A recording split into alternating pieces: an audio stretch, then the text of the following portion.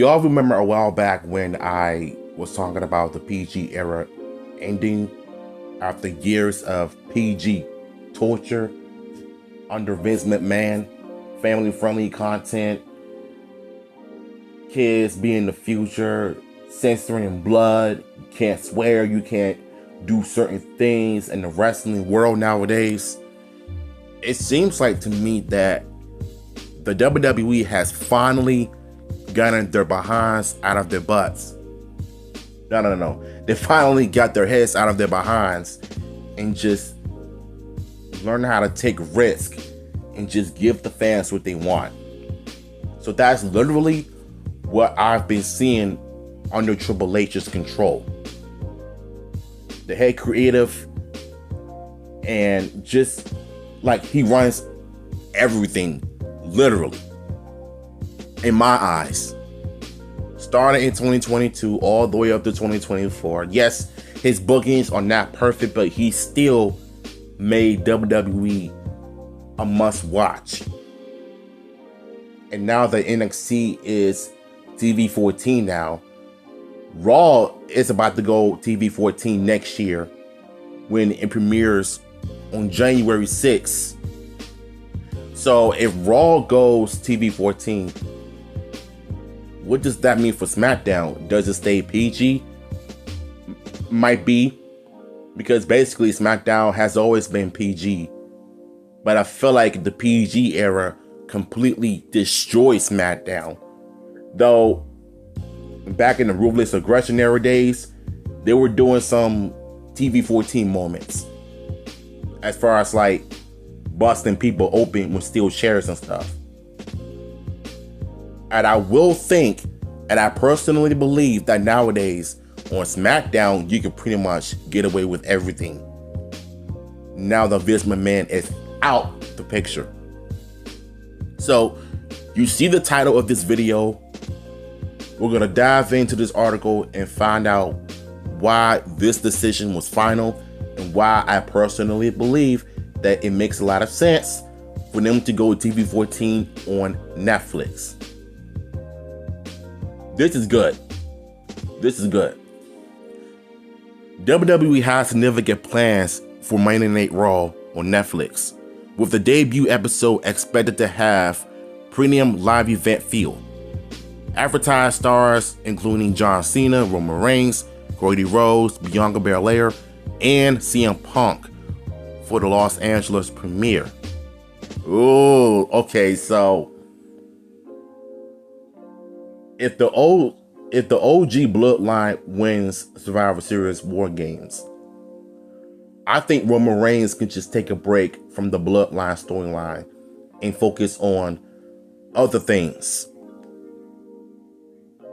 Because if he comes to Raw next year, can you honestly imagine the amount of promos that this man can cut while Netflix is on TV-14? This is going to be good WWE TV that we could have gotten in the 2010s, but it seems like in 2020s, we're getting exactly what we want, finally. Netflix, which already hosts a WWE content section, lists Raw as TV-14 show. While this doesn't singly return to the crassness of the Attitude Era, which it doesn't need to, it suggests more uncensored promos and slightly agier storylines.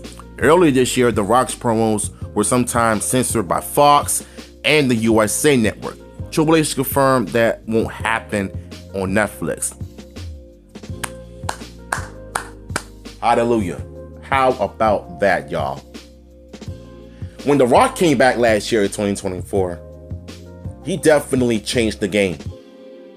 He basically did what he wanted. He basically just did what he wanted to do since he got back with the WWE, even though he's like this mega movie star now. But guess what? He's still The Rock at the end of the day. So when he came back and he did this little promos and segments during WrestleMania 40 week, you can tell that things are changing slowly but surely. But I think if it wasn't for The Rock, we could have brought back TV-14 in a different way. But The Rock, he definitely brought it back for the fans that miss real wrestling. It doesn't necessarily have to be like the Attitude Era. It could just, you know what I'm saying? It could just basically be its own thing while being uncensored. Blood, swearing. Because if you allow agentness in your product, you can make a buttload of money for that. I mean, yeah, you can still do a little bit of that in the PG era though, but as far as like content goes, like being fully TV-14, you're gonna go all out in 2025. I promise you. The first Raw on Netflix will take place in Los Angeles on January 6, 2025. Travis Scott will appear on this episode, and his music will serve as the official theme song for the Red brand during the Netflix era. Now look, I am not the biggest fan of Travis Knight after everything he's done. Multiple people died during his shows, and I'm surprised that he didn't end his career over it, which is probably the reason why he lacks accountability. Because of that, ain't nobody finna forget about what happened in his shows. The 8-year-old kid just passed away because of him, so can't forget about that. As long as his music and the theme song for Raw is good, better than Megan Thee Stallions, then okay, sign me up. But at the end of the day, I still don't like Travis Scott. I'm just saying. Okay, so this pretty much confirmed that WWE is going back TV-14 on Raw next year. And it's a good time to be a WWE fan because we are headed to Survivor Series War Games. So this is one of those moments where you're either grateful of being alive or you're just bitter and hateful because they're going back to TV-14 when you wish they could just stay PG forever. I hate to break this to you though, but times are changing. Lives are changing. The product is changing. And I believe that a lot of us have been asking for a TV-14 8-year product for a long time, and we finally got what we wanted. Thanks to Triple H. It seems like he understands what the fans wanted all this time, unlike Vince, where it's all about him and his vision, you know, but you ain't got to worry about Vince McMahon interfering in Triple H's work anymore. Triple H is pretty much bringing in the boom in 2025 in terms of TV-14 goals because it makes a lot of sense. And yeah, I'm excited for it. I'm happy that TV-14 has been brought back. And for everybody that is watching this video, do not think that just because they're bringing back TV-14, it means that the Attitude Era is back. It doesn't always have to be the Attitude Era. You could just be its own thing, the Renaissance Era. We are currently in a Renaissance Era, which means that WWE is back to being good again. You know what I'm saying? So don't get any ideas of this video or this title because you see TV-14, you think ruthless aggression, Attitude Era. No.